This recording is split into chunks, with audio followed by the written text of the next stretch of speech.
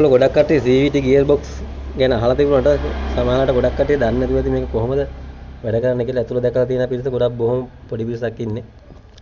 ඒ වගේ දැකලා නැති අයට ඔන්න බලා ගන්න හොඳ වීඩියෝ එකක්. අපි බලමු මේකේ කොහොමද ස්ටෙප් බයි ස්ටෙප් කොහොමද මේකේ ගියර් බොක්ස් එක වැඩ කරන්නේ කියලා CVT එක වැඩ කරන්නේ කොහොමද කියලා මම මේ වීඩියෝ එකෙන් කියලා දෙනවා. ඔන්න වීඩියෝ එකත් එක්ක රැඳිලා ඉන්න. දිගටම අපි බලමු වීඩියෝ එකෙන් කොහොමද මේ CVT ගියර් බොක්ස් එකක් වැඩ කරන්නේ කියලා. ටික බලන්න කලින් ඔයාලා මගේ channel එකට අලුතෙන් ආපු කෙනෙක් නම් දැන්ම subscribe කරන්න කරලා bell icon එකත් click කරලා තියාගන්න. එතකොට මම ආයෙ අලුත් වීඩියෝ දානකොට ඔයාලට ටක් ගාලා බලා ගන්න පුළුවන්.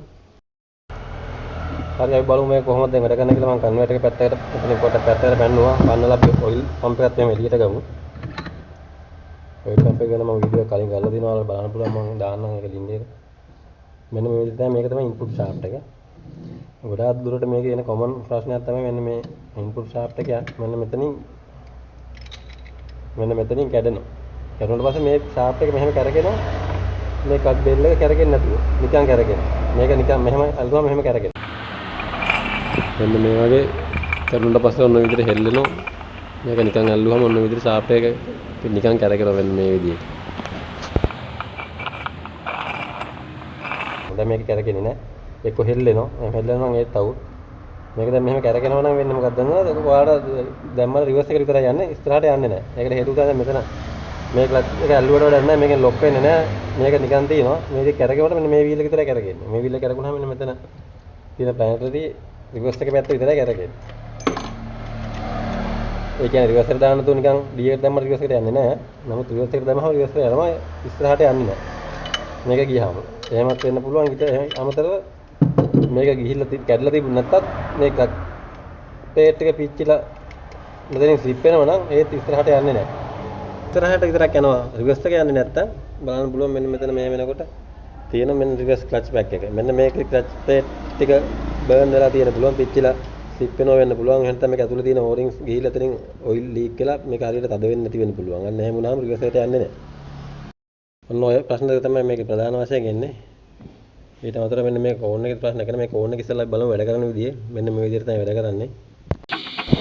ඔන්න වගේ එන්ජින් එක අපි ස්පීඩ් කරනකොට බෙල්ට් එක උඩට එනවා.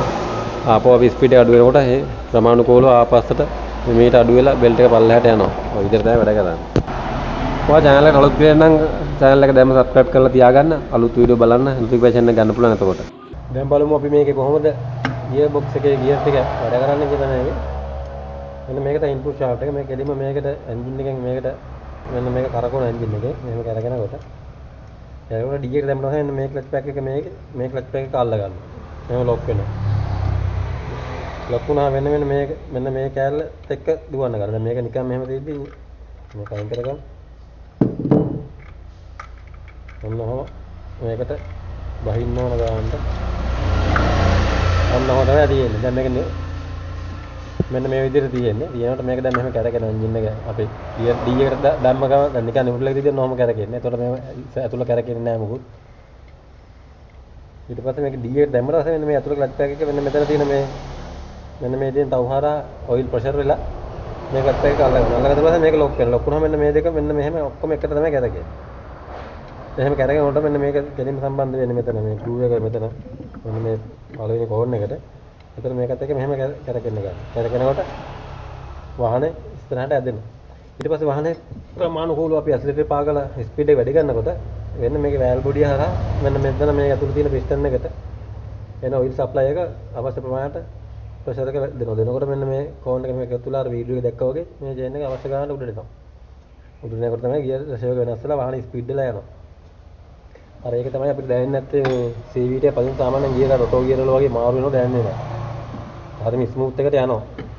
අපි රිවර්ස් එකට දැම්මහම වෙන්නේ මෙන්න මෙතන මේ දින මේ ක්ලච් පැක් එක රිලීස් වෙලා මෙන්න මේ විදිහට කරගෙනනවා නිකන්. රිලීස් වෙලා මෙන්න උඩ රින් ගියර් එක තියෙන මෙන්න මේ රින් ගියර් එක. රින් ගියර් එක නවත්ත ගන්නවා. රින් ගියර් එක මෙහෙම බෙඩ් එකට මෙහෙම නවත්ත ලොක් කරගන්නවා. ලොක් කරගත්තාම මේක මෙහෙම කරගෙනනකොට ඔයාලට පේනවා ඇති. මෙහෙම මේක නවත්තගෙන මෙහෙම කරගෙනනකොට අර අවුට්පුට් අර පැත්තෙන් අවුට්පුට් එක අනිත් පැත්තට කරගෙනවා. දැන් මේක කරගෙන ඉස්සරහට මේක කරගෙන ඊට පස්සේ ඒ වගේම අතර මෙන්න මේක අනිත් පැත්තට කරගෙන පටන් ගන්නවා. මෙන්න මේ පැත්තට කරගෙනනකොට මේක අනිත් පැත්තට කරගෙන මෙහෙම කරගෙන පටන් ගන්නවා. ඒකෙන් තමයි රිවර්ස් එකට යන්නේ. මොන විදිහට තමයි සරලව මේක වැඩ කරන්නේ. ඊට පස්සේ මේක අමතරව මම කලින් කිව්වා මෙන්න මේකේ ප්ලේට් එක ගියාම වෙන ලෙඩේට අමතරව සමහරලාට කඳු එහෙම ගිහිල්ලා කන්දක එකපාරට හයියෙන් වගේ පාගද්දි මේ වාහනේ ගැස්සිලා ජර්ක් වෙනවා කියන්නේ ඒ වගේ වෙන්න පුළුවන් වෙන්නේ. මෙන්න මේ ගොඩක් වෙලාවට මෙන්න මේක ඇතුලේ තියෙන සීලින් සවුත් වුණාම සීලින්ගෙන් සවුත් වුණාම ලීක් වෙන්න ගන්නවා.